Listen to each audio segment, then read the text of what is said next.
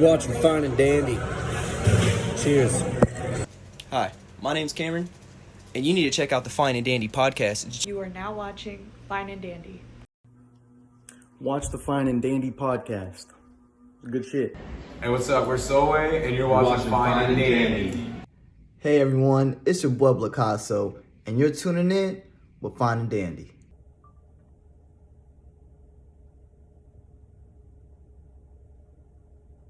You are now watching Fine and Dandy!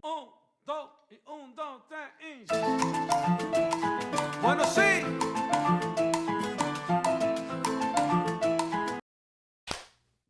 Beautiful. Ladies and gentlemen, welcome back to Fine and Dandy. This is your host, Joshua and Daniel. We have another beautiful guest on today's episode. Chris Mitchell, everybody. Howdy, how we doing? What is the what's the shout out, what's the name for the fitness? Overcomers Fitness. Overcomers Fitness in the building. Shout out Overcomers Fitness. Follow them on Instagram. We're gonna put the link in the bio. We're gonna get into that also later. Thank you We guys are for gonna having get me. into that. But it's good to have Chris back. We haven't hung out with him in a while. It's been a long time since we've chatted. So Has been a How is your daughter doing? She's doing good, man. She's 5 going on 25. I just told somebody that the other day. Instead of 15, she's a Taurus, man. Kindness that she carry around is turning. Yeah. Gives me a he gives her mom help. It is. Keeps you working. Oh yeah, man. But that's my best friend. Hell yeah, dude. So just quick note. Just talk a little louder. Like Oh, you're getting picked gotcha. up for the most part, but just a little bit so that way we're getting everything. We don't want it to miss anything or cut out. Gotcha. How's it sound? Sound good? Nah, yeah, you're good, man. Cool. That's all good from here. But yeah, that's good to hear, man. Especially like I'm sure it feels like 5 going on 25. Yeah, man. It does. Like, Grow up fast. man, I already felt old before she got here. You know what I'm saying? And now time does not slow down at It's all. It just speeds flying, up. yeah. It's flying. That's what parents always say is like, damn, dude, where's the time? Because it's like not even your life anymore. It's their life. So you're watching both kind of go by. It's Yeah. double time, right? Yeah. Without getting into it too early, that is one thing I wanted to talk to you about is that transition from like being somebody's child to being somebody's dad to from being a child to being a parent type shit. It's like, can you talk about a little bit like what that transition was like for you? Because I think more than a lot of people I know, you have handled that transition pretty fucking well. Yeah. I mean, you obviously have your own transgressions in your head and shit like that, but go ahead. Sorry. So, man, I tell people all the time, I'm glad you said that. I'm glad that I had her young enough to still be in touch with my childhood mind, my inner child, so that I wouldn't be so out of touch. I feel like people who have kids at like 30, 35, you're in a whole different generation of space. Right. Child is, and even now the gap is pretty big. The way that he's growing up is not at all how we grew. Not the same type memory. Right. So with her, man, my dad, it was 3 boys. He had his foot up my ass. You know what I'm saying? Rough, but I appreciated him because the more that I grew up, there's a lot that I understood him. And having her, I had to like, no, I can't be the way he was with her at all. I gotta be Complete soft. 180. You know what I'm saying? And just knowing some of the ways that I felt as far as dealing with my dad, like we have a great relationship now, but like growing up, went through some pivotal times, and it was a lot of times where I felt like I couldn't talk to him, and if I felt like if I knew that my daughter felt that way towards me, it would eat me up, it would crush me. Right. That's always on the back burner. Anytime that I do her, I don't yell at her. I don't spank. We're grown. I'll never hit her with I'm the parent. You're gonna listen. We'll talk about how we feel. You know what I'm saying? Crazy thing is, the other day, she got in trouble at school, but she explained to me her reasoning, and of course, I'm like, made sense. Well, what's the problem, man? No, but no, we can't do that. So, Is that a tough thing though? Sometimes having to separate that because you're like you're Man, right, you but see I the can't logic let behind you. it. and Yeah. then like she's a girl, man. You know what I'm saying? She's precious. Everything she does is adorable. Got my face. So it's like, yeah, it's tough. But one thing I think I will battle with, I'm going to have to work on is maintain that boundary between being her friend and being her dad, man. Be some times where she's really going to try me and I'm going to put her foot down. Yeah. And I'm not ready for that. Like whenever you get that first, I hate you, Dad. Mhm, Because and I all mean, that. it is gonna happen. Yeah. It's not like there's gonna be some like beautiful path of having a relationship with your daughter to where you can avoid that. It is like in any parental to child relationship, there is that level of rebellion, even if you have all of the Everything. boxes checked. You know what I mean? It's learning independence, you know, Right. Yeah. and it's tough because you got to find that balance, though, you know, where you're letting them be independent, but also you got to set like values, morals, and you're supposed to be the guide to let them know like what kind of set them down a path, not Mhm. like necessarily you know this is what you're supposed to do, but Pretty damn near, you know. yeah, but And also then, like, give them give them that guide a little bit. and then like with her, you know, I'm gonna be her first impression of Mm-hmm. I really You're setting the walk tone. correct. You know, Hands on the front lines. gotta walk correct, man. Yeah. All my dads are here, especially with daughters, man. Real shout out to the daughter dads. Girl dads are the best. Would you say so? Something that like kind of thought about while you were explaining that, whenever you're talking about like that balance between trying to guide them and also trying to have like a safety net for them should they fall in those moments. Would you say that it's kind of more difficult to walk that line after COVID, like after something that has kind of made society like much more protective of like yourself, your family, like not so like outgoing and like trying to like I guess the first thought on my mind is like is a normal 5-year-old in today's world getting to play at the park with other kids like we do. Oh yeah. You know what I mean? Like, Oh yeah. has there been like a shift? Is kind of what I'm at, where I'm at. Nah, as far as, you know, when we went through COVID, Anna was 2, 3 years old, so now we're getting out and being. Also, my daughter's naturally, Mm. and I used to take her to the play space all the time, and every single attraction that got there, she makes me go out with her. Like, girl, you got to play with the kids, and I just want you to come with me. You know, the kids will come and try to talk to her, and she'll be like, "Daddy, I'm shy. You know, I don't want to talk to them." And we'll walk out, and she'll be like, "No, I don't want to talk to them." All right, you wouldn't talk to anybody. Both be shy today. That's fine. You know. But no, for us it was pretty smooth, and I think for me trying to get her out there and boost Yeah. better in soccer this year, and also like Oh fuck yeah, dude. yeah, watching her come out of her little shell is nice. That's ideal because I mean, hard to know how to help someone out of their shell and to be kind of watch them do it themselves is beautiful. So what's that balance like? You know, between because you said you know she's got multiple things that she's doing right now, and then you know with work and any other activities that you're trying to balance outside of that, you know, on personal life. They become hard sometimes. Yeah, when is it not? Just as of now, recently, you know, my work life balance, I major shit. I just prior to this, I was working 10 to 9, doing on the north. I used. I had Tuesdays and Thursdays off, but on those days, I'm going to go teach my classes. The days that I do work, I'm getting up early to train events, and late night, I would try and make that happen. But I was stretching myself. The schedule I have now, Monday through Friday, I go to work at 6 a.m. Get up. I couldn't. Yeah. Still get to go and teach my classes Tuesday and Thursday evening. Now I just have to get used to that time. I have never had a week full of, Bro. you know, Tell me about it. military and just, you know, working like I've had to work. Just the jobs Yeah. that you've had, just it's always been weekend work type Weekend shit. work, yeah. And I spent a lot of time before I went into this like overthinking, like, man, is this really it? Because I've been working, especially since my goal was to be based like this or be working for myself by the end of the year. You know? And it's it. You know, I've had a lot of false hope. You know what I'm saying, with certain things and letdowns, but at the end, like, it makes this shit way more.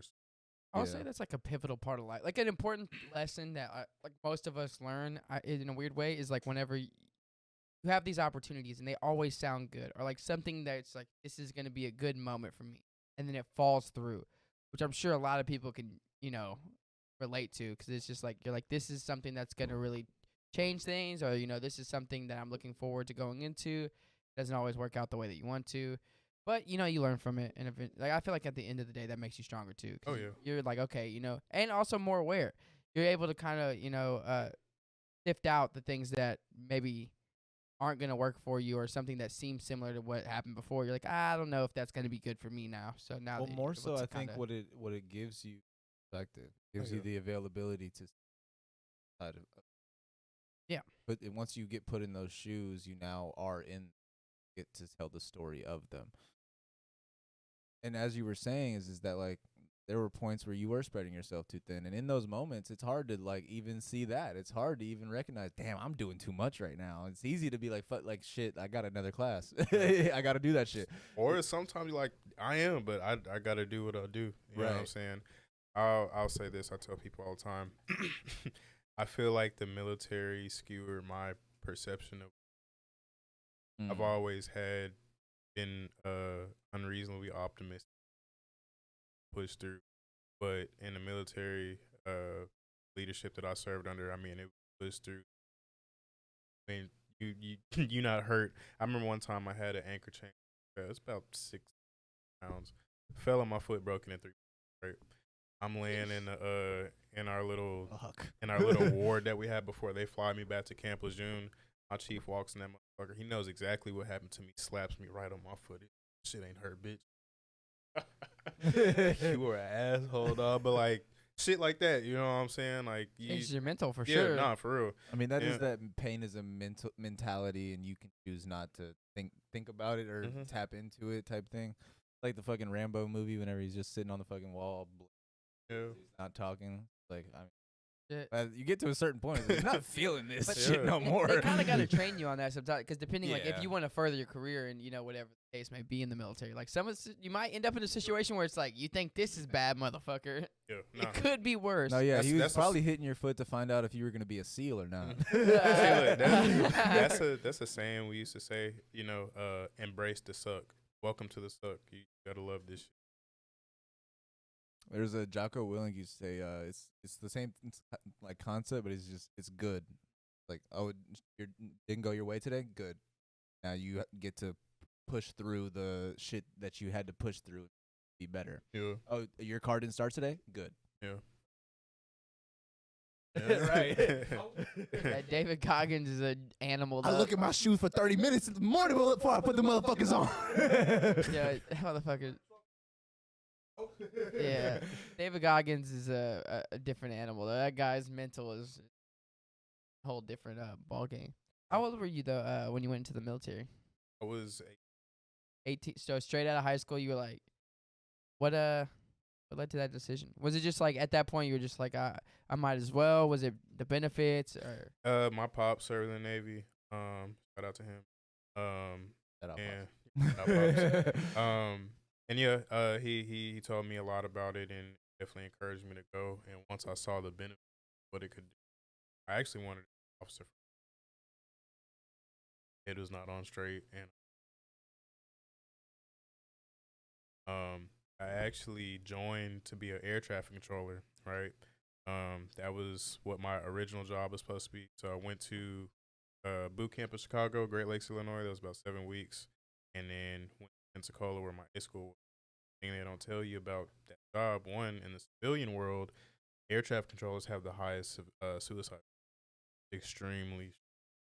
I mean, Holy you're shit. controlling at a major airport thousands of Carrying hundreds of thousands of passengers. people, and so very, very stressful job. I was doing that, picking a job with aspirations of being a SEAL, like you talked earlier. That's really what you do.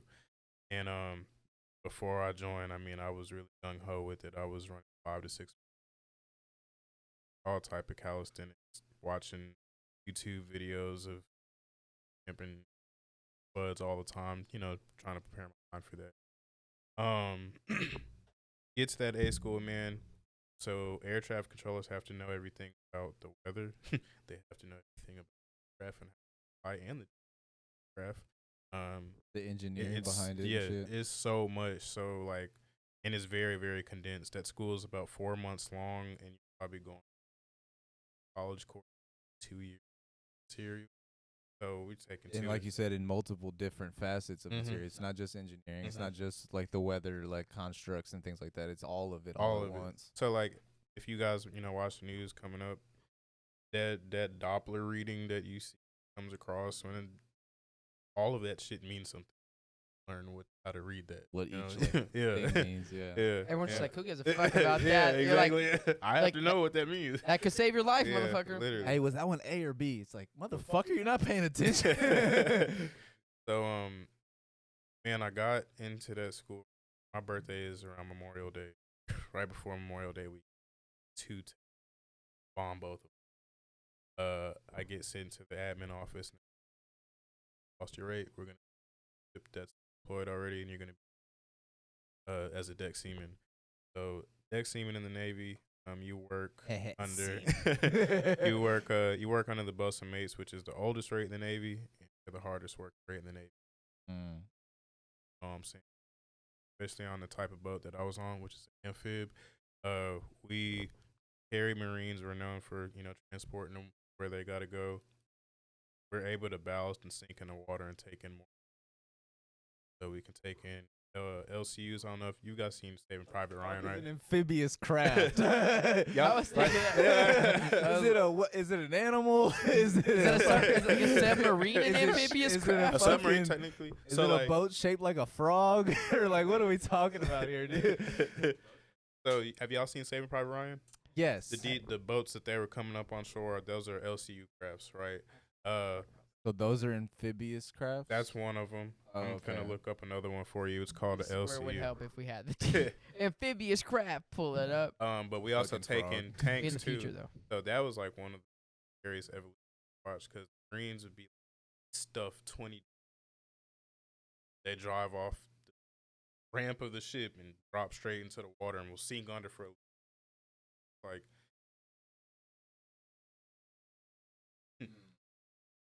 And is there any of that, like, once you're on the water and you're like, well, we can't go back, and you're like, we're days away, if not weeks away from our destination type shit. Is there not moments where you're thinking about it like, I could fucking die at any fucking moment right now? I was just finna get into that. So, like, my first moment that I really, this is a. Yeah, okay, that's like the fucking, that's like the boats in Call of Duty. That's what I was saying. Yeah. That's just, we could fit 3 of the motherfuckers inside of our world deck. But yeah, I remember. So, they tell me that they're sending me to my ship, send me out to Virginia, like, wait, at a spot they were gonna. I remember they reported somewhere, and one of the airports they were gonna fly me to was. At time, Istanbul had like a mass shooting, 200 there, like the day, 2 or 3 days before I was supposed to fly there. So yeah, so waited another month. I ended up meeting my ship in Sucre, Greece, U.S. Naval, our joint base out there. Spent the night there. My boat comes out. This little small boat comes out there to come pick me up to come bring me to the ship. Right. I remember I'm close to us. Wait, say that one more time. Who did you pick up? Oh, gotcha. His name is Sandoval, a really, really good friend of mine from El Paso. Short motherfucker. Shout out Sandoval. He looks me dead in my face. He's like, "You ever been to hell before?" And I'm like, "No." He's like, "This something like it." I'm like, "All right." Get in the boat, man, and we're leaving the shore. And I remember, taking pictures of the coastline and texting all my family like, I don't know when y'all. And I'm watching the land get smaller, and then the fucking metal rust bucket is out in the distance getting. Here, climb up on there, and I'm just looking. Everybody looked tired, greasy. Just I'm like, here, man. So it took me about a week and a half to get acclimated to everything. Here I'm gonna make. And that adjustment process, like, where does your mind go first? Because I mean, like, I feel like it's easy to say the damn, I want to go back home, but like, once you accept the fact that you in that bitch, like, where does your mind go to kind of get through that bitch? Because obviously, want to be doing. It's the thing that is gonna get you to where you want to be. So like, there's got to be a point in your mind. It's like, I don't want to be doing this forever, but I have to do this shit. Man, I'll say this: being in the military was probably just like the funniest time I like. That's that and the camaraderie, bro. Like there was something ridiculous fucking happening every day. Not like, I mean, yeah, crazy, but like funny, ridiculous. Somebody doing some dumbass shit, getting in trouble for something, or just your everyday bullshit. People walk around and the saying is like, you can't make this shit true. You couldn't write this in a Have you thought about writing a script about it? I have countless stuff. Hear about it later. I'll tell y'all why I can't use yeah, we'll talk about that. Not even my fault, but you know, wild. But yeah, man, laughter and just the friendships got us through. There was some tough, but for me, fitness was I leaned in. Always been. Was something that I kind of glossed over that I was kind of intrigued by is that you said that you failed a couple tests and that's when they sent you out there. Is there a situation where you don't get sent to that thing if you pass the test, or was it kind of a selective thing where like even if you passed it, a certain amount of people were still gonna go type shit? Everything is like neat. They've got certain billets written out, so I could have passed and still been. Well, I wouldn't have been sent to that ship because technically that ship didn't have the capability. I would have had to go to a carrier or a short. So I could have been out to sea still, but it would have been on a much platform. So the tests were like for the job, and if you would have passed them, then they would have had to place you somewhere that job was available. Okay, that makes sense. I was gonna say though, like the injury. 'Cause I know, like you were talking about, like how fitness helped you out. Yeah. Was that injury during that period of time, or No. was that before or after? This Like, what is- was the timeline of that? My injury that I just had is very. This is, I'm still overcoming it. So And you had gone through the like Overcomers. Yeah. in the Navy. So you basically kind of went to fitness during the Navy. That helped you kind of like get your mind right, focus. Came out of the Navy. So how long have you been out of the Navy? Been out of the Navy going on 4 years. Going up, so you did your 4 and then you okay. And like 2 years ago, like 2 years after. Can you kind of tell us like With how the you got? injury and Yeah. Okay. So I was working for a local furniture store out here, driving trucks for them, and one day we go to an old money house in Friendswood that has a really unorthodox build. Got 2 staircases that meet in the front of the house and one from the back of the house. Makes a 90-degree angle to the left and then another 90. And the set that we were delivering to them was about. I'm envisioning that in my head. It looks that doesn't make any doesn't fucking make any sense, right? First of all, carrying anything at a 90-degree angle, because then you got to make it it's not a curve, so At you all. got to fucking Yeah. so that's difficult. Yeah. So the set that we had called the Forge furniture set is literally like the heaviest set at the store. And Great. it's like At the worst at the place. worst place, 20 pieces, and it's the last stop of the day. I'm like, I could have understood this if you gave it to me the first stop of the day, but it's the last stop. We're tired as hell. Summertime, beat up. So get there, and to be honest with you, man, I should have told the customer, no, I can't do it. Me being me, it's like if I can't do last job of the day. Yeah. I don't want to have to do this shit tomorrow. That naval mindset. Exactly. Yeah, literally. I don't feel pain. So me and my partner, man, tough young kid, built just like I was, you know what I'm saying, at the time. We getting the last few pieces. It's 8x8. I'm at the bottom trying to push that bitch up, and he stopped trying to pull it, fell back, and I popped my neck, right? Oh shit. Yeah, so my adrenaline was finished the rest of the day. I go back to work the next day. I can't right. I tell my boss, I'm like, I'm hurt, but I don't know how bad it is. Working through, tell nobody, but all right, like, careful. So every day I wake up in the morning, stretch my neck like this, and it'll pop from the top of the back of my head. Like a tingly feeling? Was that not Yeah, normal? kind of, yeah. Kind of do that. It was like, it felt ridiculous. but like the sensation from when I got hurt, it felt like my, Oh. you know. So that was like, yeah, and then like it felt like somebody had like a hot ass plate just sit. The pain was like a 15 out of 10. It was terrible. Yeah. Breaking the meters. Yeah. Holy shit, for real. So I remember I worked on that injury for 45 days, man. I remember like a couple of my coworkers would just come and watch me like load my truck.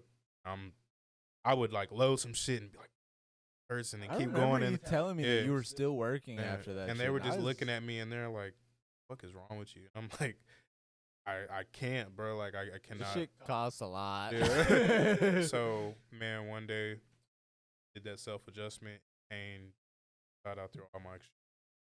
And I was like, "Yep, I can't." So I went to a chiropractor to try and get an adjustment. Like, we can't adjust you without exam. X-rayed me and they're like, your vertebrae is crushed. And that's pretty fucking. That's right. So could you define yeah. crushed? Yeah, wait, can you define? I want to, like, how bad are we talking? So, well, I told my parents about it, and my dad, he actually had surgery on his neck for an issue that was similar to mine, but it was age, you know, there. He was like, go to my orthopedist and go get a second opinion, right? So I go there, go get an MRI, and MRI comes back, and I remember when I get to the doctor's office, sitting to the side of him, and he walks, and you know, the vibe is fucked off when the doctor just walks in and looks. Like, don't say shit for a second. If it was good news, they'd be like, I got some great news for you, and sir. the thing is, like, I gotta think about how I'm gonna fucking take it to him. Holy like, shit. I'll never walk again. So, like, I remember I'm sitting there, you know, trying to hype myself up, saying, you know, hopefully they tell me I need therapy 6 weeks, and comes in there and he's like, "Are you in any pain right now?" Not at the moment. See it over there. Like, you have an extremely interesting case. I'm like, right? That's a Okay. terrible thing to hear. Yeah. That's like the worst thing to fucking hear. Yeah. That's like the second worst thing to hear. The first worst thing to hear is would you mind if we bring a group of doctors in the room, actually? Because this is such a special case. This is a teachable moment. You're like, that means it doesn't have a solution. yeah, you're like, fuck. Yeah, bro. So I guess we can be a fucking study group right now, asshole. You just like trying to smile. You're like, this. All right, I'm sorry. no, Here, you go. good. I was like, all right. So he's like, so between your C3 and C4, well, both discs, he's crushing your. Wait, Yes. say that one more time. Sorry, just like, yeah. I just want to make sure it gets picked up. U3. C3 and C4 cervical Okay, disc sorry. in my spine or crushing my spinal cord. Your spinal canal that holds your spinal cord is typically 15 to 17 millimeters wide. Mine is shrunk down to 5. So you're almost paralyzed? basically, so Third of the he was size. like, if you were to get in a car wreck, fall down, even step off a curb wrong and jerk your neck, you're at risk for being a quadriplegic and having to breathe off a ventilator for the rest. Holy Uh, fucking shit. Yeah. Oh, So- man. And he Full paralysis, paralysis. and be able to a vegetable. Wait, how does that work? Like the breathe off a ventilator, Because your of lungs how- wouldn't. how high up it is, yeah. Because it's like the connection to the brain. So the thing is, when Holy I had my shit. MRI, that was like the first time I like laid straight on my back. I mean, that's a flat ass surface, and that's another thing. Like in the Navy, I've been in a lot of tight ass spaces, bullshit or whatever. I had a fucking panic attack from like being claustrophobic. Well, I had so In the much on my doctor's office? but during my MRI, because like you're inside that tube and it's like a casket, bro. And I fucked around and opened my eyes up. I was in there. It's Now- scary. I've had a couple MRIs because Yeah. I've been in like 7 major car accidents. Mhm. But there is a certain point of an MRI where you know you have nothing to worry about for like this portion of it, but it's still fucking scary. Yeah. as You low shit. key feel like you got abducted by an alien and they're doing like a fucking you're like, it's like, oof. That and You're like, also it's oh. loud as shit. That's what I'm saying. Loud It's as like- fuck. You can kind of feel the heat a little bit in there. You're just like, oh fuck. I don't know if I have like big ears to wear, like, or You just do? like big ear canals. Fuck you. I'm sorry. But for some reason, like the normal like earplugs that they have at doctor's office, they're always too small for me. Is it the foam ones? Or It's like- the foam ones. Yeah, well those suck. Those are they never suck good. and they don't do anything and They they don't. don't even really fit. So No, I'm you hearing have to, that like, shit push- loud. Those like, actually fuck loud, you up. loud. Sorry, this is off topic, but just to everyone out there, if you don't, I'm in this field now. don't cheap out on the fucking shitty ones because they just push the shit in your ear further in. The wax. Yeah, and then they don't really even do shit. Just buy a $20 pair of headphones. They're just as they're way better. They block out everything, and you'd still hear the sound pretty well. No, earplugs. They're in ears. Yeah. That way you don't fuck up your. You're saying sorry, the $20 ones, not the cheapo one. That's yeah. They're 20 to 60. You'll get pretty good headphone or earbuds. I'm sorry, earbuds. Because I'm thinking, when you say headphones, I'm like earmuffs. I kept saying earbuds, the in ears. Because if you those ones that you just stick in there, they don't do shit really. They block out the sound completely. You're just not hearing anything. Right. And they're pushing shit further in your ear, so you could potentially fuck up your ears. Fun fact. Sorry. Fun fact. Don't fuck up your ears. All right, back to MRIs. So like me laying on that flat ass surface, I could feel the disc like blocking some of my airway, like it was giving me a hard time breathing. And so yeah, he tells me that, and he's like, I'm like, how the send you to a neurosurgeon, and they're gonna quote you for surgery essentially. So I go to a neurosurgeon, same surgeon that worked on my dad, and he's like, so basically, because it's so risky to go through the back of your neck, we're gonna have to go through the. What? Yeah. Through your neck? Yeah. I mean, it's right here. I learned that on House, actually. You have a lot more of availability for the doctor to work with on the actual nerves for the front. So how do they do that? Basically, they just make an incision. I'm finna tell you. He'll probably have. He's been through this shit. We're gonna let him. Well, he didn't get the surgery. I mean, we're good. Just you saw House. Sorry, he saw the actual X-ray. Speaking from like a. I saw someone else talk about this shit. Well, the doctor was probably like, "Hey, this is what you're. I'm sorry, but this is your specific case." Yeah, exactly. Yes. All right. So, fuck you. Basically, like you said, make an incision in your neck. We're gonna open, separate your esophagus and your windpipe. Take the damaged disc out of your neck. Either put a cadaver bone, which is a dead person's bone, or a steel plate in, and then staple my spine back together. I was supposed to have about 6 to 8 weeks downtime, and they would have to. I think the screw fall out, and I was supposed to be good. Itself out. Yeah. So damn, that would have been cool if they gave you the cadaver bone then, because then you'd be like kind of like a zombie. Yeah. Yeah, that's what I was thinking. I was thinking like zombie. That'd be kind of yeah. like So when I got hurt, I told my job, hey, I finally told them I was hurt. They walked me through the whole workman's comp thing, and can I get one more too? Yeah, can I get one more too, please, sir? They Wait, is this? That one's for you. For me. Are you? Waiter. No, I'm just kidding. We love Cole. Where's our beer, bitch? We love Cole. I just want to say that. Thank you, Cole. brother. We love you. So they walked me through the workman's comp thing. Sit me down with the workman's comp adjuster and all that. Was that not, as a weed smoker, was that not like a awkward conversation? You're like, oh, no. I know I'm gonna have to take a drug test, right? I did. But that, so you didn't have to take a drug test? They're based in Colorado, and they now swab.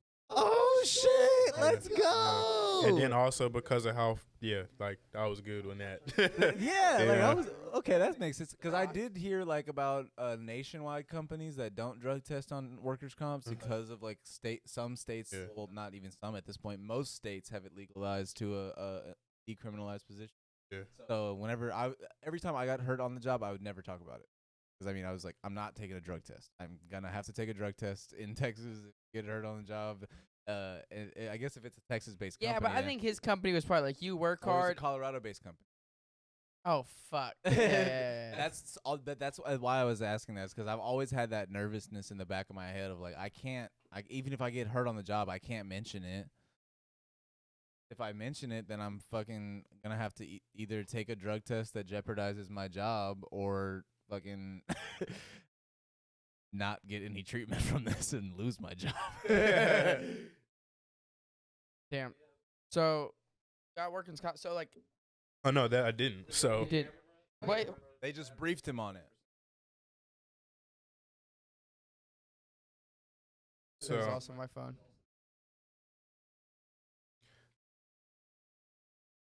Oh, that was on mine.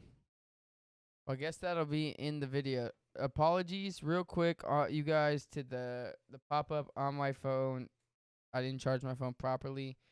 We'll have to probably won't cut that out, but you guys, I love you guys. Thank you for being you, and thank you once again, Cole, for being the best.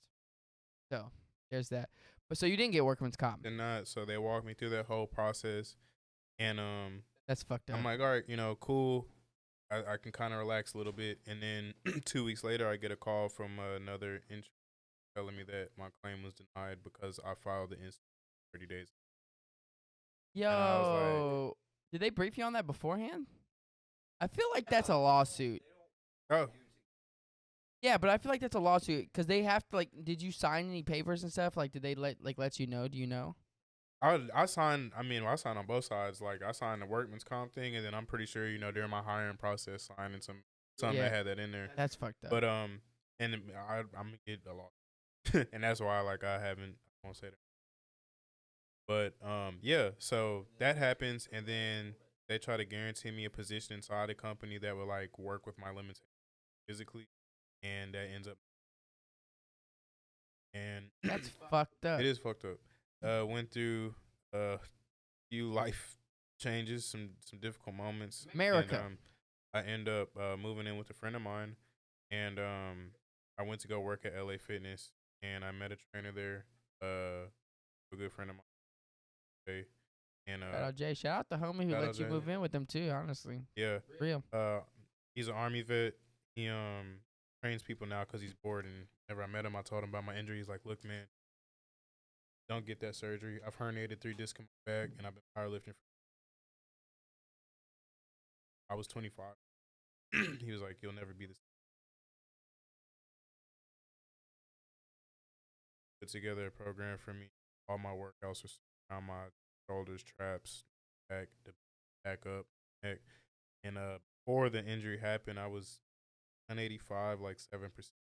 I was ridiculous In there. in there, All And American, then- 100% beef. He was Wendy's. Yeah, and then I end up. I wasn't up.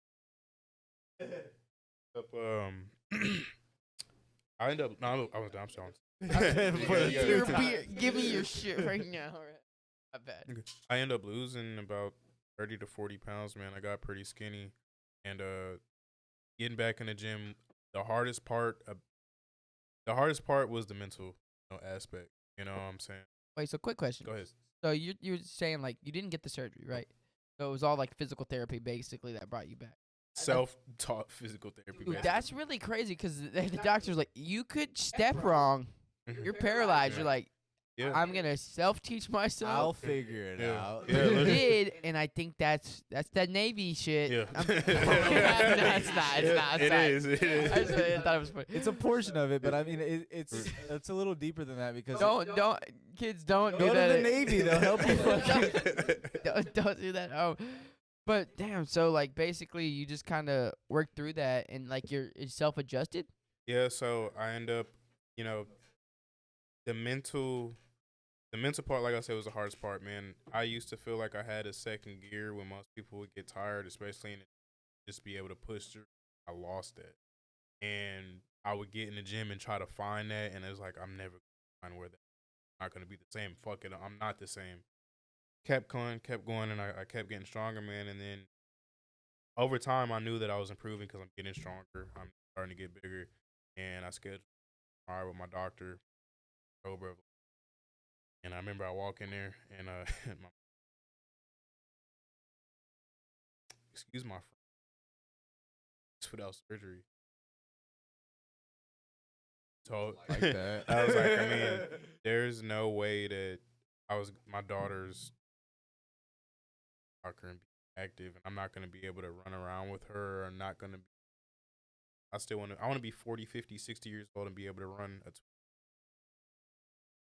no way that my life is going to be prime. I told people right before that happened, I'm going to get in the best. Have one prime. Why the fuck would you waste it? God gave you one.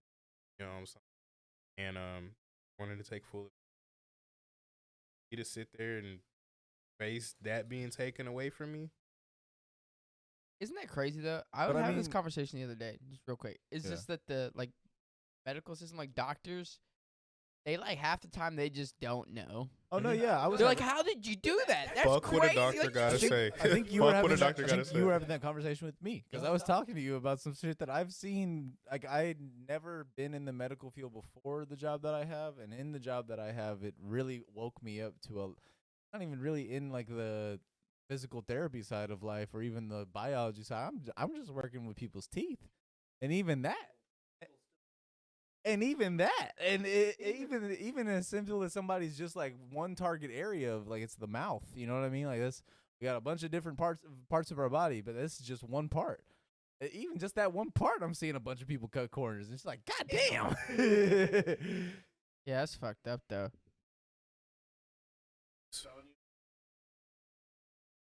Yeah. These get degrees, baby.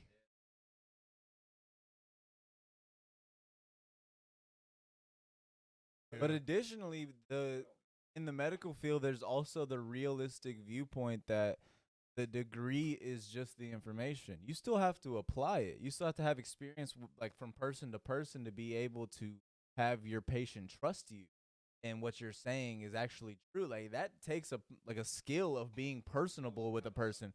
So even if you have like the greatest medical mind in the world, if you can't apply that towards a case, then it doesn't really fucking mean anything. That's true. But yeah, you overcame it. Well, I was gonna elaborate a little bit. Basically, the disc that we're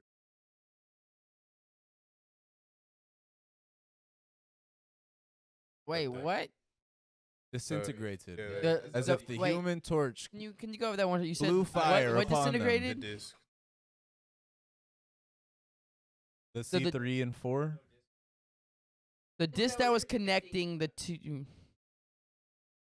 So the disc, like, okay, can you explain that? So like they broke apart.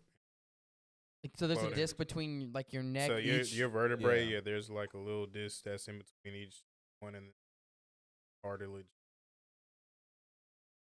Those are the But So there's- it's all your nerves and livelihood. All of it. essentially the So you disc- lost some nerves. Yeah, so like I went through I lost grip strength, like shit would just fall out of my hand. I still hot, colds. I was driving at AFW. When I was driving there, made a 3-hour trip to Louisiana one time, and my foot was shaking so fucking bad on the gas that I had to keep my elbow down on my knee. Damn. That's how bad my. Are they better now? Yeah, the only real pain I experience, I get pressure headaches every now and again. I still pop my neck when I feel like that man I was hearing some change ago. Did the doctor kind of? Oh, so he's like, you're now expanding. You don't play contact. Just a little louder, closer. Like honestly, whenever you said some shit about I can't even step off a curb wrong, it's like motherfucker, I just saw you in a goddamn cage. Yeah. What are we talking about? Yeah. Can't Yeah. step off a fucking curb. He trains with MMA. It's mostly jiu-jitsu, right? I box. Well, I've been getting rocked a lot. Yeah, I box every Tuesday and Thursday, bro. I'm out We're there. gonna have a conversation off fucking air. Dude, what This the man fuck? said- my ass to loose screws.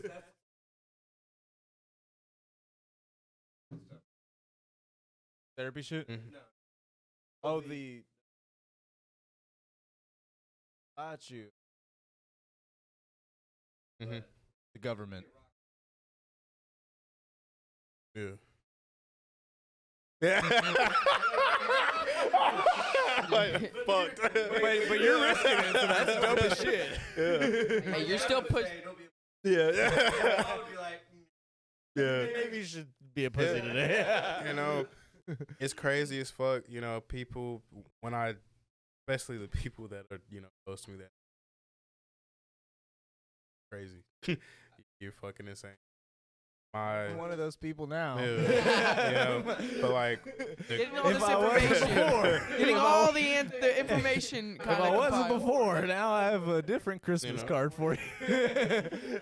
so like the craziness and the unrealistic optimism is what got me over this in the first place. Well, so that's something I was gonna touch on is that like I guess I think I said it before the pod started, but do you think about how? So before I ask this, I kind of want to like kind of ask a preliminary question. Is like going into the military, did you think that being in the military was going to give your life direction?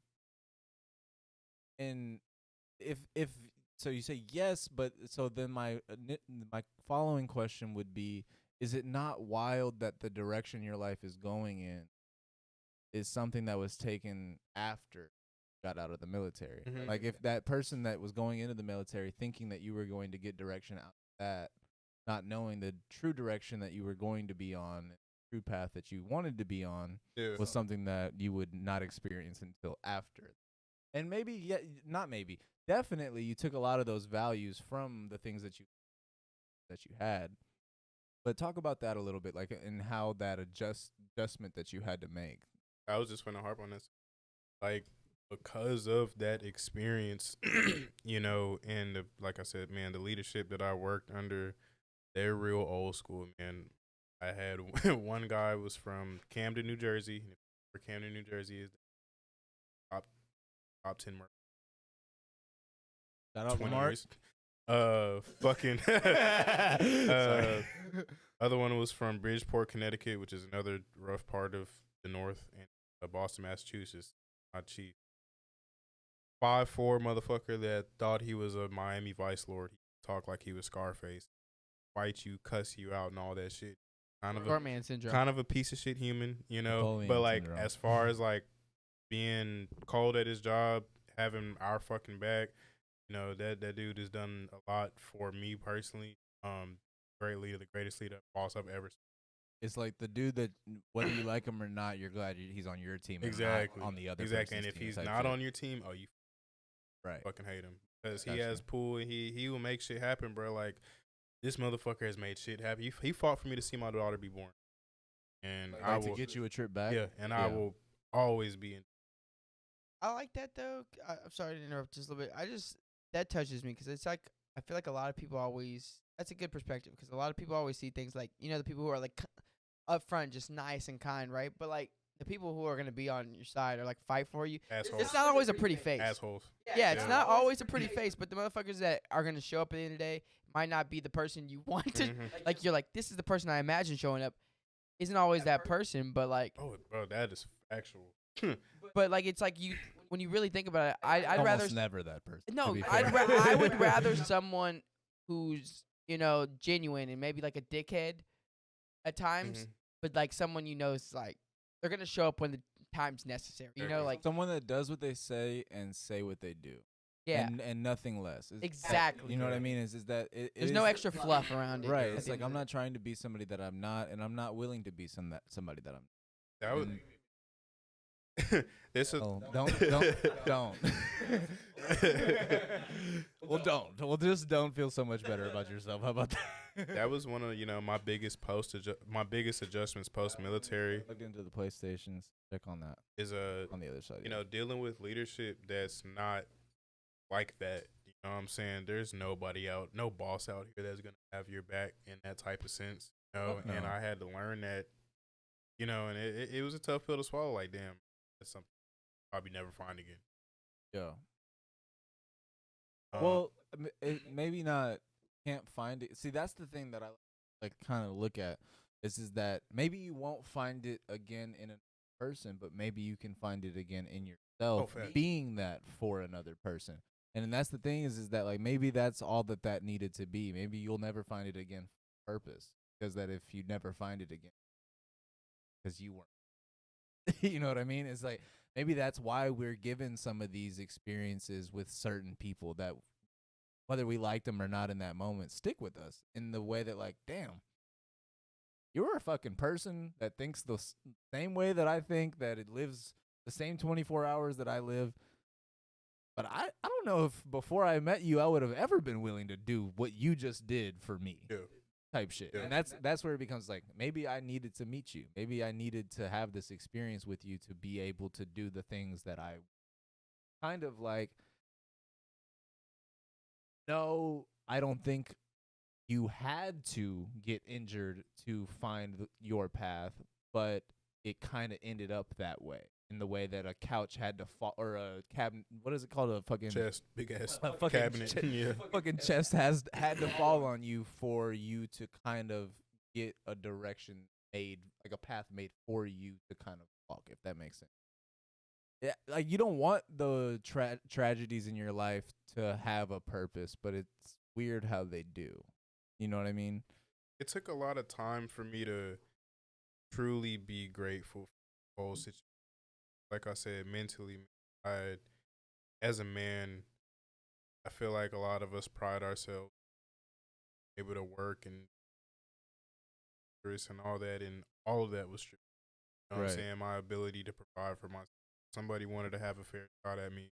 I'm more than fair game at that point. You know what I'm saying? So Quite unfair. Quite unfair. You know, so Street fight. it's over with. Who gives a fuck? So Life or death, baby. you know, feeling like that, man, and then just knowing that on top of that, what I use to deal with everything or cope with me, I'm being told is not the right thing to do. I sat for about 3 weeks with that diagnosis before I got back. And that 3 weeks of not doing Yeah. No, but on top of that, like it took me a while to get back consistent again. There were ebbs and flows and all of that to get back onto that steady incline. It was a mental battle. Like I could not wait to get off of work so I can go to the gym.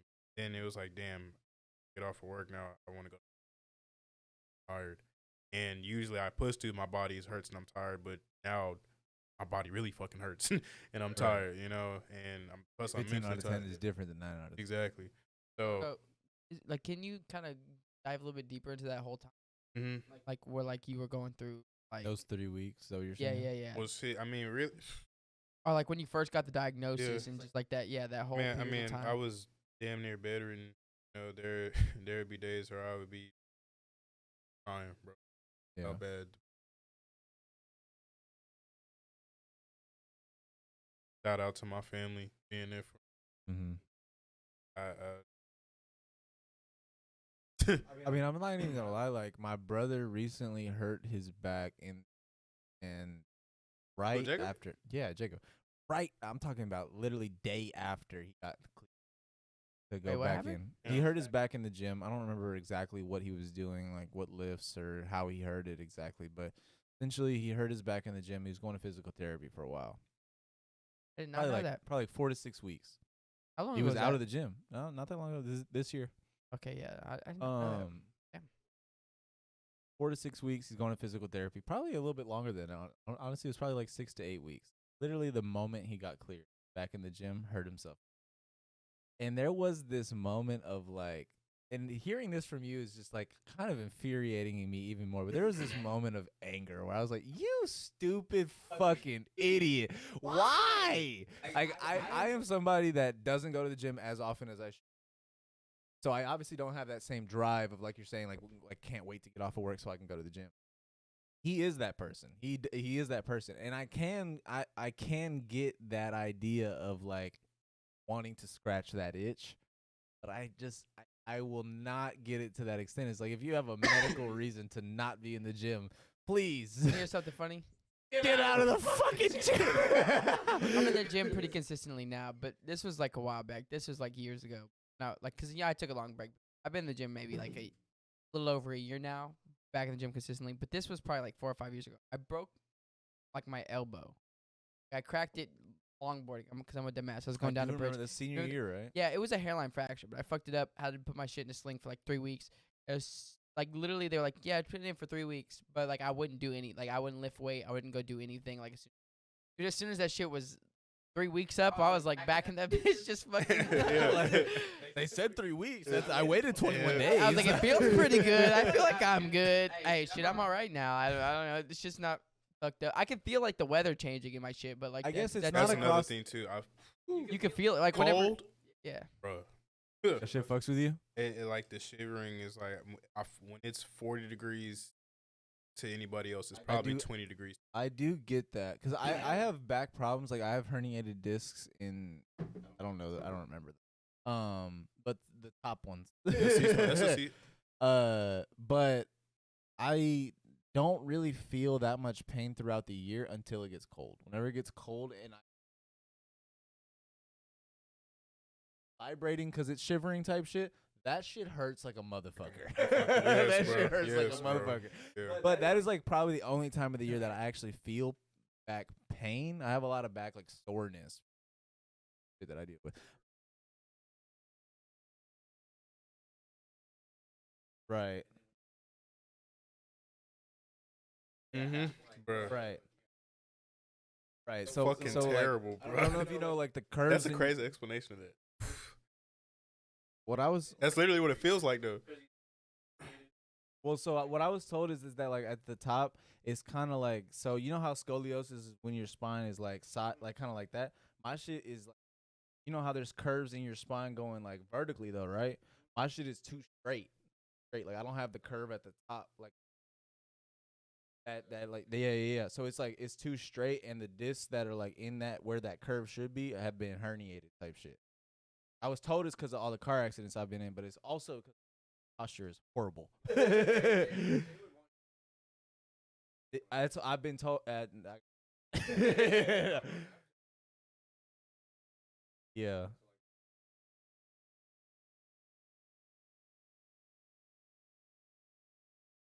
That's what I'm afraid of. Right. I think the thing I'm afraid of is being immobile, because I can not do everything without pain, but I can do everything. That's the thing is like if I have a little bit of pain doing some shit, I'd almost rather that than not be able to do that shit. That's kind of where I've landed on it. It is a fair point.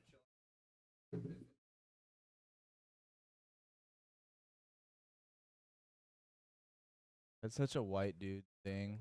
Such a white boy problem. I'll never be able to surf again, dude. How am I going to snowboard again, brother? Like after that, like during that 3 weeks, you're trying to come back. Like how Tap into that moment where you were like, go back to it. So I ain't gonna lie to you, man. I did have a couple Goggins moments where I looked in the mirror and was like, bro, like everybody deals with everybody's got fucked up life. Everybody's got odds stacked against them. Like, am I really gonna sit here and be miserable for the rest of my fucking life behind this, or happen? And it took a while of drilling that shit into my skull, because there's some days where I really truly felt sorry for myself. Fuck, like why the fuck did this happen to me? It took me a while for that to transition. Yeah, I think though that both is good and bad. It's weird because like I think all of us go through that moment where we're like, you know, feel sorry for yourself, or like I'm not good enough, or like, you know, I don't know how I'm ever gonna come back, or I don't think I'm gonna be able to make it. And I think you know, there's two ways. You could either continue to go down that hole, which it's easy to do that, but I think also it's important for some of us to reach that greatness factor, whatever that means to you. You know, whatever greatness means to you, or whatever success means to you. But like, you kind of need that in a way. Unfortunately, you know, because like you have to understand. All right, this is my limit, or like this is what it feels like to not be in a good place. So now I know, like I'm able to appreciate what it really means to get to that good, or like you really taking those steps to elevate, because you might not have elevated to that next level if you had not gone through that. You know what I mean? Now you're finding this place where in your mental, and maybe, you know, for you physically too, you're ready to kind of take it to the next level. Because before you're just like, okay, I'm living. Now you're like, I don't want to feel sorry for myself. I'm really gonna take those steps to be better. You know. Yeah. And it's like takes looking in the mirror. You know. Really does. Cause like times. Another saying that I would say all the time is like nobody's coming. That is so. I'm right there with you, man. Nobody's coming to say. Like you have people in your life, that are gonna be there for you, but at the end of the day, it is up to you to kind of make those decisions. And for you, you have a daughter too, so it's not just you at that point. So it's tougher because you got to be this person for somebody else. I mean, even though they're younger, they don't understand quite yet. But those moments are pivotal. It's tough because like you don't think about it, but those moments are pivotal for your kids and stuff too, because they look at those moments, and those moments are kind of like the nostalgia factor. You look back on those moments when you're a kid, and you're like, I remember that. And even like the things that might not have been as pleasant, they pretty much shaped you into who you are today. So I could definitely get that. I have those moments a lot, and that's kind of what pushes me to keep going, to be better. Yeah. It sucks though, 'cause I hate it. In the moment, I'm like, fucking this. Yeah, fuck this bullshit. This is fucking sucks. Like I don't want to feel like this. Like how do I get out of this? And then kind of gotta fight your way mentally. Like it's its own fight, the mental fight to kind of get through that at the end of the day. There's no way that I could look her in the face and give her any advice about and shit. Not giving you going. I was to not just her, but I try to share that with anybody, man. Like I said, everybody has shit. You got to make a conscious decision, better yourself, step in the right direction. Try not to. Sharks die when they. Good, yeah, saying. Gotta keep pushing, but I mean, Keep shit. swimming. Hey, if y'all don't know, wrapping it back around, we said we'd get back to it, but that's kind of I'm assuming where you came up with overcomes fitness. You know, Very true to me. But no, go ahead and ask what you. No, I was just gonna say so. Like, overcomes fitness basically. Like, that's your own thing, right? You take your own clients. Take my stuff? clients. Yep, got my So clients. you're doing multiple Multiple. right now. You're Yeah. doing multiple clients. Multiple clients. Yeah, so I do one-on-ones, virtual training, strength and conditioning, high intensity interval exercise, corrective exercise, and meal plans too. You want to learn how to eat right, take care of that. I work as a full-time trainer at a local corrective exercise clinic where we specialize in super training.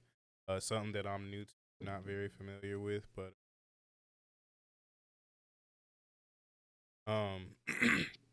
but I run a strength and conditioning class at a local MMA gym every Tuesday and Thursday at 6 p.m. If y'all want to come check me out, I can teach you to lift some weight properly.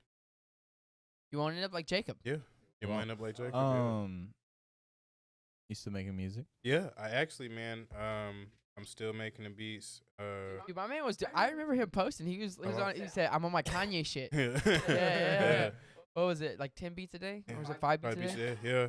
And trying to get back into that. I feel like every time I take a step away from that and then come back to it, I come back with something. Life adds. I'm back in that space now, and appreciate you saying something about it, because that means I need to back on it. Every time I guess lose focus of it or put it to the side, somebody says something to remind me, or I remind myself. I like some of those. I was gonna say that. Appreciate you. That's something that I experience a lot. That's also We all do. fair, dude. At this point, it's like I haven't really met a lot of people. Actually, that is kind of weird that I'm thinking about that. Isn't it kind of noticeable when you meet somebody that doesn't have ADHD? You're like, oh, you're normal. You're like normal as shit. You don't know what I'm thinking about right now. But no. So that is exactly how I am. As soon as I kind of take my eyes off of something, it's almost as if that thing stopped existing, type shit. But definitely just continue watering those seeds, my boy. I do want to wrap around to the overcomes fitness, but before that, now that he said that, I kind of anything brought up with music. Fuck, now it's on my mind. Yeah, dude, I just love music.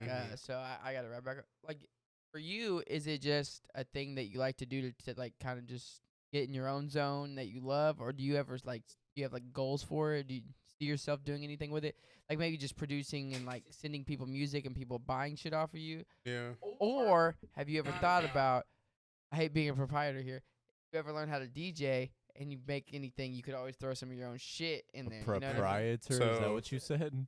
Yeah, it was, I don't know if that's the it's correct not the right word. Who gives a fuck? I hate to be a proprietor, even though that doesn't fucking make any fucking sense here. I hate to be a promoter of my own shit.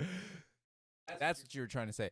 Because you should definitely consider putting more effort's the wrong word, attention into the music industry, because I have seen you not just have skill but also like have passion in that field. So I think that like while overcoming and making the fitness side of your life kind of the focal point, there is that like thought process of like, well, that is kind of like what comes easy to you. You know what I mean? It's like this has been something that you've been on your fitness in high school, really. So I mean, there have obviously been hiccups that we've talked about here, but like that is something that has always been like second nature to you. You know what I mean? So like the music shit is like what you're reaching out for, and you actually have skill in it. So why not? Appreciate that. Yeah, I am gonna stay consistent with it, man. I think it is ultimately. I've said I would love to have a big ass house.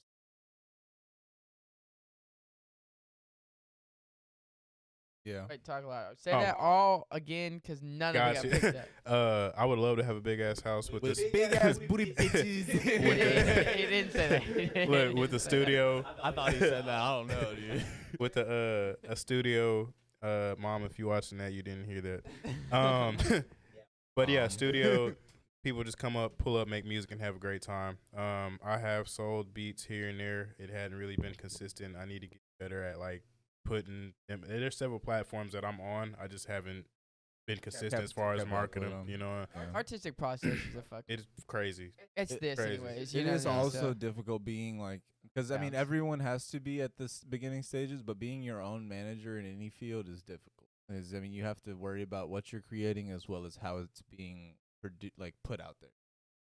As far as the DJ shit that you were talking about, so one of my best friends that I met at the job that I got hurt at, he used to still active with top stars who chop and screw all the shit and used to pretty much. Yeah. Ran with them for a long time. Like that motherfucker has literally met everybody in the end. You know, and he DJs and he's been trying to put me on, and I want to learn how to chop from him. One thing I wanted to do is take the beat tapes that I make and do like an A side and B side, chop and screw the B side and drop them like that. Chop and screw. DJ or get you a gig every.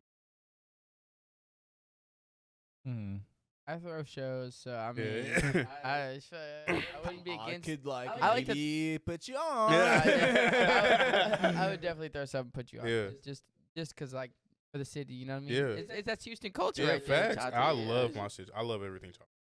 That's So, crazy. I mean, it would be fun. I think it'd be fun and cool. Shit, man, don't. Oh, y'all creative bug He going. said, he said, "Don't get me started." Hey man, that's like you could ask this motherfucker like anything to do with that stuff. That's me all day, every day. That's all I think about. Yeah. To be honest. Man, don't talk off camera. Yep, I'm gonna have a chop and screw.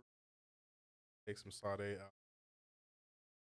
And I love. I know the old black folk love that shit out here. I do think that you feel me? Love it. I do think we've lost kind of like touch with the like niche cultures, if that makes sense. I think like not everybody, but a lot of people are trying to go after what's popular and forget about the things that like everyone wants what pops off, but don't get type shit.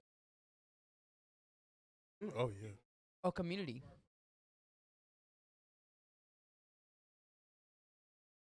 Records. Yeah. And that you are right. Like there was always such like niche communities, but you know, like that people loved. Like he was saying, y'all couldn't hear him off camera, but like the Super 8 like type, like the film camera, like people trying out the different artistic things, and like even like the community that I'm kind of like involved in right now is just like people trying to get more involved in that like the local scene is it's for metal music it's fucking thriving. I can't say, but like for electronic music it's kind of dying because everyone wants it's like you said, everyone wants to do these big mainstream festivals and all this big shit and thriving shit, and they kind of lose that factor of what that like. Even on the creative level, it's like even if you're not talking about the show and you're just talking about like the art itself. Yeah. It does seem like on a more I guess what's the word I'm looking, on a more like large scale vibe. That's the wrong word. Anyways, what I'm trying to say is that is you see it more and more that people are less willing to take risks in their art. They're more willing to do what's popular or what's like, I guess, catering towards the viewer, because everyone's trying to monetize that art is. Everyone's trying to monetize. Does it oversaturates that thing with a lot of shit that realistically is just there to discourage the actual talent? Because like, if you actually have a talent in something and you see a million different people trying to do that one thing, you have the initial understanding of how hard it would be. I think what people don't That realize is discouraging enough in a lot of people's areas. The thing is, in any field, you'll see people who pop off fast, and maybe they'll be good for a while. Right. But the thing is like, if you want anything to last, it doesn't matter what the fuck you're doing. Even with the child and screw shit, a lot of people just do it for the culture because they fucking love the culture, which is good because to keep any culture alive, you need those fucking people who don't give a fuck. They do it for the love of the game. You need those people in anything that you're doing. If you want longevity in anything, you've got to be in it for the long game. If you're in it for the short game, nothing is gonna happen. For anything, it's just like it's just like when you think of your process, right? If you were to think when you went into the Navy, into like starting your own thing, that whole process is like if you were just focused on the Navy at that short term process, like you wouldn't even couldn't have wrote that out. Yeah, exactly. Now like looking to where you came now, it's like everyone's so narrow sighted. Like I want this now. Microwave. Yeah, but everything I look at it. That's a good way of putting it. Microwave for society, for real though. I look at it in a 10-year process when I think about things. Usually, like it's weird. I've heard a lot of people say it usually takes 10 years to really even get good at something that you want to do, like really good at something. So everything I look at now is like, what's my 10-year plan? Like, you kind of see it like you got to put in the work, and then 10 years is usually when you're probably getting good at something. So where are you at that 10-year mark? I mean, the real question is, what do you want to be doing in 10 years? That solves what you should be doing now. Yeah, exactly. There you go. That's even a better way to look at it. I didn't even think about it like that. It's just the same thing when people go to school.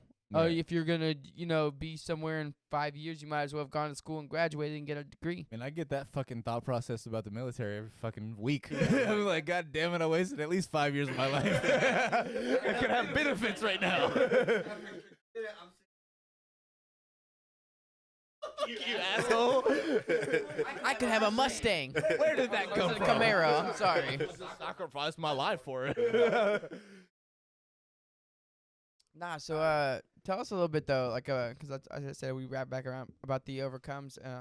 So like you are doing both. That's pretty much full time now. So are you doing both like all week, like Monday through Friday? Yeah. Anybody I got time for? So you do your classes Tuesdays and Thursdays, and then everything else is kind of like as it fits into your schedule, or as you fit it into your schedule. Should they need to book type shit? Yeah. Where do you usually do that stuff? Like since you do you use the same gym, or is like you have your own little space? So I specialize in that gym. I got to it. So. Oh, that's fire. Yeah. Crunch Fitness. I get you. MySpace. Can I be one of your top 10 friends? Oh, dude, he said MySpace.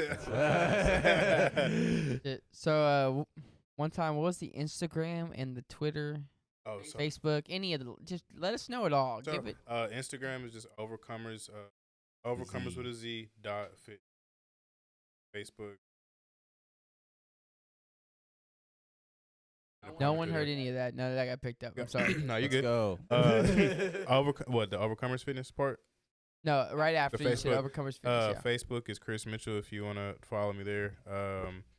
You can book me through there also. Just hit my DMs and we can get something. Do that. Do that, dude. Yeah, dude's fucking crushing it right now. Keep your eyes out. Dude's gonna be DJing somewhere soon. Daniel's gonna be throwing the show. It's gonna happen. Yeah, I'll put you on. Honestly, I love doing it. I have a team now, dude. Honestly, I pitched the idea, and we really figured out we could make. Yeah, I don't give a fuck. I'm down. But thank you for coming on, my boy. Thank you for telling us about your story. Thank you for kind of going into some of the more sensitive topics of the shit that you had to endure to get where you are today. Appreciate you. On a closing note, one thing I'll say is give the audience something that you kind of were telling yourself on a daily basis to get you through those darkest times. Something that kind of that you found as inspiration to make it to the next day. I woke up on. I like that. You know what I I'm like saying? that. Just in case you didn't hear that, he woke up on the right side of the dirt. That is a good way of putting that. Woke I up, like yeah. that.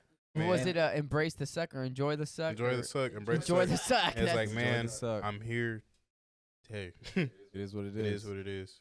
Yeah, man. And it's like it's the idea of seeing your problems as a blessing. There's someone out there that has it worse.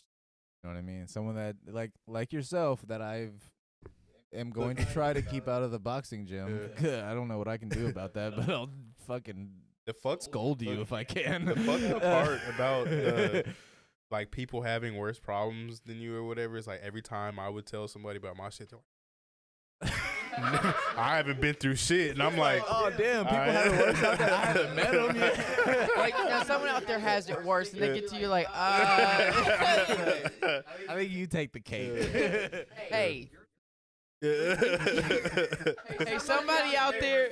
Nah, instead they're like, somebody out there could be you. So be careful. Please. Exactly. You feel me? Be careful. I've literally got that. I'm like, that's fucking crazy. You know? Appreciate it. Yeah. Oh shit. Yeah. I know she left me, but like, Nah, all jokes. my vertebrae's intact. All jokes aside, though, man, you're not quadriplegic. You know what I'm saying? You could have been. Weren't. I mean, fuck that doctor, by the way. I think we just say that because, like, what the fuck? Are you gonna tell me I'm about to be a fucking quadriplegic? I can't even fucking walk off a curb. Because you could have did that surgery and spent all that money. One, they could have fucked it up. Yeah. Two, Which you most likely could have ended up happens. paralyzed. I mean, you have family in that field. It's not most likely. It happens often, though, right?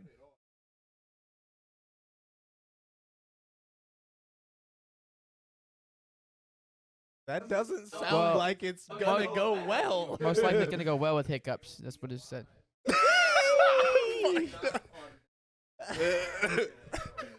Only So for did you they of 'em. essentially they told me it was the same surgery that Peyton Manning got before go play for Denver. Like he went through 55 touchdowns after this.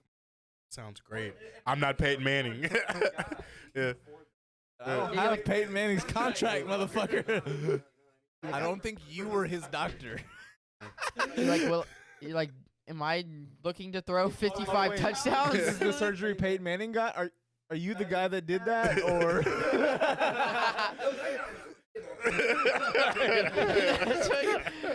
He's like, oh no, I got C's on all my tests. You're like, Oh no, that was my professor actually. Like, what the fuck? How you gonna bring that up in the fucking operator? Like, no, you should actually feel better about this because a professional football player, one of the greatest of all time, by the way, he actually had this surgery and it was done perfectly well. Literally said it was a slam dunk. So I'm like, the fuck? Okay. Are you trying to insult me? I'm 5'11". I can't dunk either. Fuck you. that's just funny. Yeah, he paid for one of the best in the business. Not me. But we can do a bot's job for you. Not that funny though. That's like crazy. they try to bring up like some other doctor's stats for them. Like how that's not, you can't do that. No, they got this surgery. Was it you that did it? No. Were you the but towel boy in there or something? Like, what happened here? How are you involved in this? fucking, that's crazy that doctors can just use that. Yeah. Like this person, like this the same surgery. The shit worked across the planet. It's not you that's doing. Who's doing the surgery? That's. Also, It's like, also, 87% of statistics are made up on the spot. Fucking Exactly. real shit though. Shout out boy Chris Mitchell here. Fucking overcame a lot. appreciate y'all. Fucking killing it out here. Man's a fucking father. Man fucking went to the Navy. Well, he's not a fucking father. He's just a. Yeah, he said you're not fucking, dude. He's not fucking. He's like, hey man, I do all right for myself. Young father out here. Yeah, he's Look, his daughter's gonna watch this one day.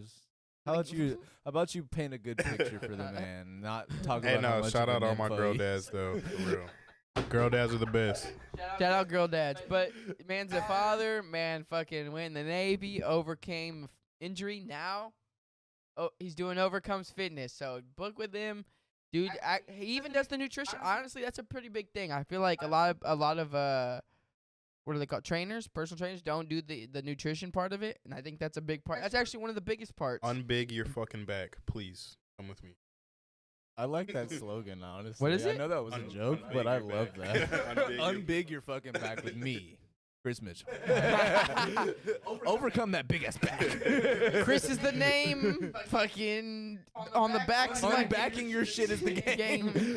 Whatever. You know. Nah, man. He's fucking tackling. He's killing it, and we really do appreciate him coming on.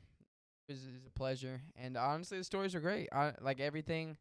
I'm glad like Josh said, I'm glad you were able to talk about all this stuff. A lot of people wouldn't be willing, and it was a really good time. I'm glad you ended up choosing to do it. Definitely glad I pulled up, man. For sure, dude. Thank you guys for joining us for another episode, another beautiful episode of Fine and Dandy. This has been a great day, a great time, and everybody shout out Doofles. Also, I just wanted one more thing. Shout out all the single fathers, You're all the looking in single that camera, by dads. the way. Sorry. I just wanted to give a shout out to all the single fathers, all the single mothers out there that are working hard, going to school, taking care of the kids, all the people pushing every day, all the people going through shit, trying to make it. Shout out to you guys, because I know it's not easy, but we're trying to overcome every day, and, we're trying. We're doing it. And you can do it. Overcome fitness. Fucking pulls up right all across the screen. I got the logo. Yeah, shoot send it that- to us. yeah, We'll shoot that put it way. on the screen. All right, we'll catch you guys next week. Much love. Take care. Until next time.